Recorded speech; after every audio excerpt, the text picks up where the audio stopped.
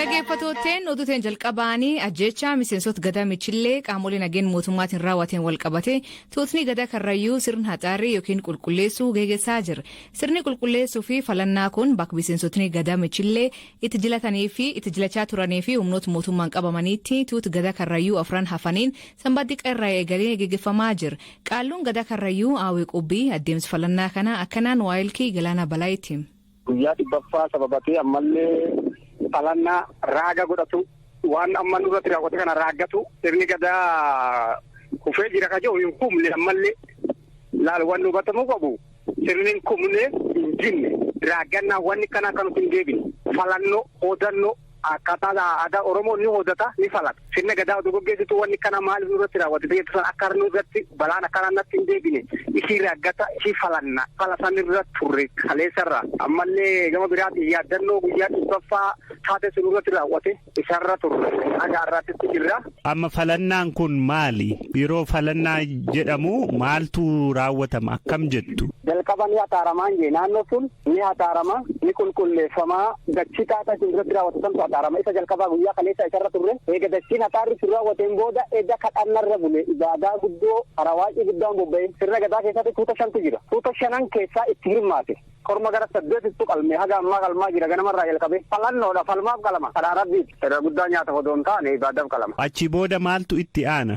Ammallee dana kadhaa guddatu jira walitti deebi'ee bakka tokkotti kadhaa sanirra bula guyyaa boru ganama boolabamaa gara mana isaa bobbaa kun warra gadaa ka wateessi jiru malee kun gara mana isaa deebi'a. Warra gadaa michillee dhuman kan ammoo bakka buusuudhaaf adeemsi jiraa? Miseensi gadaadhaa maatiin isaanii ni jira beektaa abbaan isoo ilma jira obboleessa jira namni bakkatti numa haasa'ee jira wanni biroo haaraan bakka buusu hin jiru obboleessi du'e obboleessuma bakka bu'a kanuma wanni bakka buusuun kanuma wanni haaraa nama biroo muuddee bakka buusu hin jiru. Sirna keenya keessatti durattuu abbaa gadaa jedhanii uummata biroo karaa biraatti abbaa gadaa ni filatu nu biratti abbaan gadaa filamu kaleessa rabbiin filee nuu kaa'ee isuma san abbaan ka amma barana abbaan gadaa kun gadaa kana geggeesse gadaa dhuftu ilma isaatti geggeesse gadaa taanis yoo dhuftu ilma saniitu deebisa warra santu hookuun deesse warri sun ni jira warra santu bakka bu'a fili arra gaaddisatti deebii fili maalii godhi marcima akka marcima siyaasaa olii gadi godhuu kanaa miti maatuma san keessa bakka buufamee itti fufa malee gaaddisa teessee ganaa abaluu abartaa eenyu siitaa fili hin jiru nu bira. Sirni addaa kun itti gaggeeffamu jira moo amma dura sun raawwatee jira? Raawwatamee jira amma fakkeenyaaf warra korma qalma siinye korma san fakkeenyaaf abbaan gadaa adiiroo hawaasa warra ajjecha irratti raawwatan keessaa isa tokko kormi sun ka qalmu namni sun bakka hoombu'in kormi sun hin qalamu obboleessi isaa bakka isaa sanirratti siqee kadhannaa sun amma isarratti gaggeeffamaa jira akkas yoo bu'ee raawwate dabre amma abbaa gadummaan bakka bu'ee ka korma qalee fala godhaa jiru ibaadaa irratti biitti ba'ee irratti kadhannaa gaggeessaa jiru obboleessa isaa boruu mi'eessa jira. Mootummaan jaarsummaa baasee gumaa baasee rakkoo kana bira darbuudhaaf yaalaa jira waan jedhutu jira. Wanti beektan jira wanti ergame jaarsummaan qarshiin amma ta'e wayii kaffalamee maatiidhaaf waan jedhutu jira. Waan akkanaa quba qabdu. Yeroo jalqaba odoo gara isatti seenee halluu bokkuu jila abbaa gadaa ajjeesanii gumaa kaffalamuu hin danda'amu. Hoo danda'ame karaa aadaa Oromootiin araara jedhama. Waggaa waggaadhaan araarri godhama. Kun immoo sirni kun sirni har'a dhufite kun sirna kana beekuu woti. Kanammoo amma wanni dalagamaa jiru manguddoon deemtee jirti. Manguddoolleen gumaa hin gaafanne gaafa deemte sanillee gumaa nuu kafalaa jettee hin gaafanne.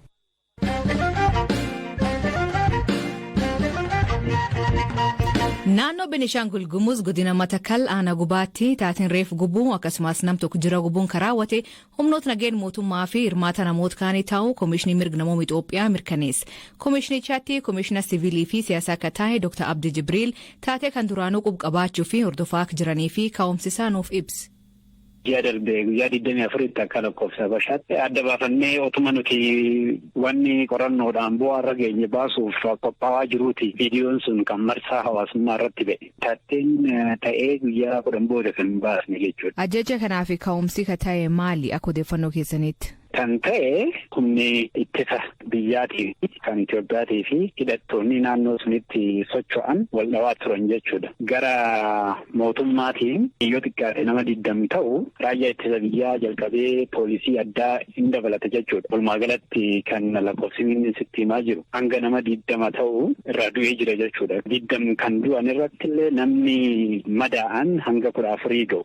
Kana keessatti illee namni hidhannoo hin qabne namni siviilii hanga nama 3 ta'an kana keessatti illee du'anii jiru. Akkasuma hangi nama 30 ga'u warra hidhattoota irraa jechuudha. Hidhatanii mootummaa dhaban irraa illee akkasuma du'aa jira jechuudha. Kana keessatti haalli nageenyaa bannaan haalli uummanni yookiin humni mootummaa sakattaa otoo jiru otoobisii siviiliin deemu sakattaa turan. Osoo sakatta'uu jiranii nama tokko kan meeshaa sabquunnamtii yookiin reediyoo kan waraanni yeroo baay'eetti fayyadamu irratti arganii akkasumallee qarshii hanga qarshii 40,000 isaa qabu argatan. Kanarraa kaanii isintu ga'e jechuudhaan nama 10 saba adda addaatiin namni 8 uummattoota Tigraay namni 2 immoo nama Gumuzii hangas ajjeesan seeraan ala. Kana ajjeesanii otoo jiranii namni tokko isaan jala otoobisa keessatti dhokatee argan. Kana immoo qabanii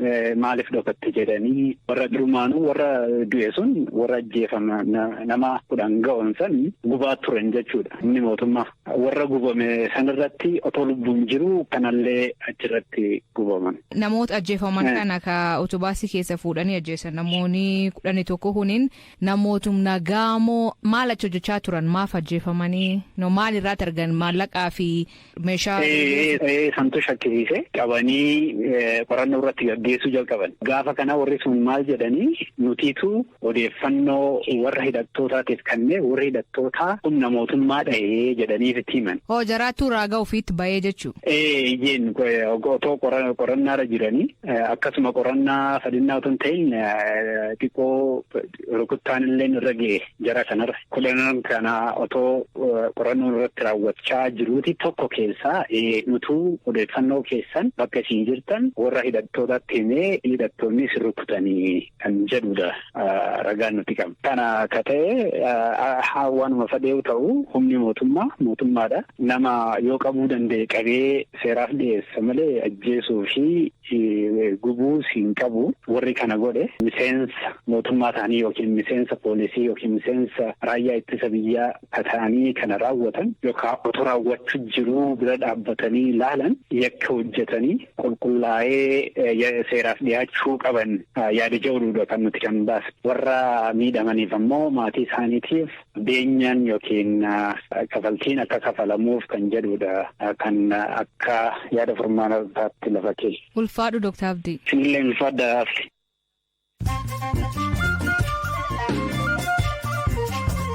Dhaggeeffattoonni ammoo gaggabaaboo addunyaa isaanii dhiyeessaa jalqabaanii haleellaa gareen hidhattoota Suudaan kibbaa naannoo Gambeelaan raawwateen lubbuun nam tokko dabree namoonni 9,000 caalan qe'ee isaanii irraa buqqa'u pirees seekretariin naannichaa obbo Ugaatu Odiing him. Ka'umsi rakkoo kanaa wal dhibdee mootummaa Suudaan kibbaa fi mormituu isaa ta'uu kan himu obbo Ugaatuun yeroo haleellaan kun raawwatu humnoonni nageenya naannoo sun waan hin turreef qolachuun hin danda'amne jedha. Chaayinaan gargaarsa waraanaa akka nuuf gootu hin gaafannee jetti Raashiyaan kun erga Ameerikaan Chaayinaan yoo Raashiyaa gargaarte gatii baastii jettee akeekachiifte. Oduun deeggarsa gaafachuu dharaa akka jettu Raashiyaan opereeshinii addaa Yuukireen keessatti taasisuuf humna itti fufsiisuu danda'u qabnaa jetti. Obomboleettii Moozaambiik rukuteenii namoonni ammaan lubbuu dhabee 12 ta'uu himan. Obomboleettii Amajjee fi bubbee hamtuu guraandhala keessa biyyatti muddateen namoonni 200 duraanuu miidhamanii turan. Naayijeeriyaatti miseensoti Boko Haram ka turan namoonni 559 piroogiraamii jijjiirama irra eebbifamuu uummataan makaman.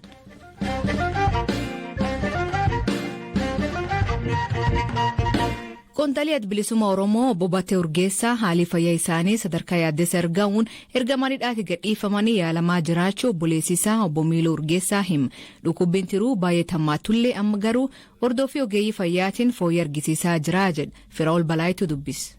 Dhukkubuma tiruuti sadarkaan inni irra jiru immoo biidha. Sababuma irlii tiriitmentiin argataniif ticime isaanis hammaachuusaa arganaan duurra jedhanii gadhiisan. Isaan warra namoota manni murtii gadhiisee poolisiin achumatti hambisee keessa jiru obbo Batteen? Waggaa tokko dura ture inni kan jaallan isaa Burraayyuutti hidhaman gaafachuuf dhaqee achumaan dhukkaanfame. Isas himata irratti bananii mana murtiitti al-lama deebi'ee al-lammaffaatti mirga wabii eegamee fi nus mirga wabii sana kaffallee waajjira poolisiitti yoo deebinu ajaja mana murtii sana fudhachuu hin dandeenye warri qajeelcha poolisiiti. Achi booda hiraarsaa baay'ee dhagaa mana hidhaa tokkorraa gara tokkotti daddabarsuu baay'eetu ture. Baasuu hin dandeenye numaayyuu jaalamaatii fi firootaan akka waliin argine godhamee mana hidhaa adda addaatti hiraarsaa turanii rakkooma kanaan wal qabateeti dhukkubichaafis kana gidduutti saaxilamuu kan danda'e. Amma hospitaala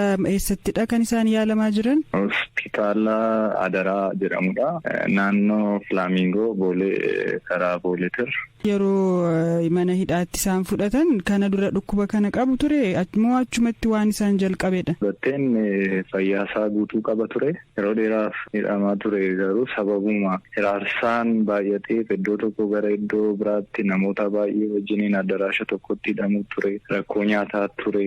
Rakkoo qulqullinaa ture. Kanuma kanadha jennee yaadna. Sadarkaa akkamiirra jiru jechuun nyaata fa'aa fudhachuu jalqabaniiru sirnaan?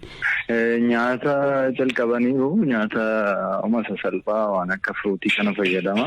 Gorsuma ogeessi guyyaa guyyaan hordoffii godhee jedhuun ajajuurraa ka'eeti nyaata kan fudhataa jiru. Rabbiin haa ulfaatu amma jijjiirama gaariirra jirra jennee dubbachuu dandeenya. Anuma fayyasimoo Hiriyaa isaa fi akkasumas fayyaa isaa hordofaa akka ture Dr. Ifaa Barisoo erga dhukkubsatee hospitaal geessan ilaaluun haalli inni keessa jiruuf waan hojjetamuu qabu akkanaan hima. Laaboraatooriin haala hojii turuu agarsiisan jechuudha. Liver function test isaan jedhaman. Hagga normaal jedhamurraa dachaa 5 akkas dabalanii turan. Achirraa kan ka'e deebisanii immoo qorannoo laaboraatoorii biroo kan boostanii irratti immoo hepatitis B pozitiivii ta'ee argame. Erga inni pozitiiv ta'e immoo deebisanii ammas qorannoolee biraa boostanii turanii. Qorannoolee kanarratti immoo vaayirasiin turuu kunii qaama isaa keessa jiru xiqqaadha moo garmalee guddaadha kan jedhu beekamuudhaaf dhiigni isaa fuudhamee biyya keessaa fuudhamee gara biyya alaa ergamee reezaaltiin isaa guyyaa 10 akkas booda deebi'ee ture. Bu'aan qorannoo sanii vaayirasiin turuu keessa jiru garmalee ol ka'aa ture. Miiliyoona 3 ol akkas. Haalli turuun irra jirus baay'ee yaaddessaadha. Baay'ee hubamuu turuu agarsiisa. Sanirraa kan ka'e amma hospitaala ciisee jira.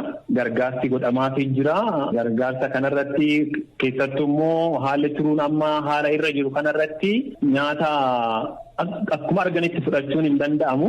Kanaaf vaayitaaminota fi qorichoota adda addaa hidda dhiigatiin kennaafii jiru. Kan biroos immoo vaayirasii kana gadi buusa jedhamee qoricha yaadame guyyuma 2 akkas dura calqabe. Guyyaa tokko har'i guyyaa 2ffaamu akkas erga calqabee hospitaala Adaraa jiru jireenya kunuunsa maaloo barbaachisu kana biyya keessatti argatee kanaan fayyuu danda'a kan jiru amma kan gaafiti yaaddoo natti ta'e. Amma akka kiyyatti carraan argamee bakka jabbeessitee taatu biyya alaatitti yaalamuu iduu danda'ee baay'een gammadaan. Batteen dhibamee jennaan dafee mana yaalaa dhaqa. Mana yaalaa dhaqu immoo qoratamee akkana dhibee kana ni qabda jedhamee hin beeku. Kanaafuu amma yeroo duraati. Dhaggeeffattootteen sagantaan irraa ganuma waliin turuu keessaniif ulfaadha isaniin jenna. Mammaansi galgal kanaa qeerramsa eegeen qaban gadin dhiisan hiikammaanii kooment keessatti nu beeksisa. Sagantaa kana qophees Hamza Hussein gam teknikaatiin Oskar Bunga keessaniif dhiyeessaan asli galgalooti agborisaatti akkana nagaa waaqa kee bulaa oraa bulaa deebana hangafamaan bulaa.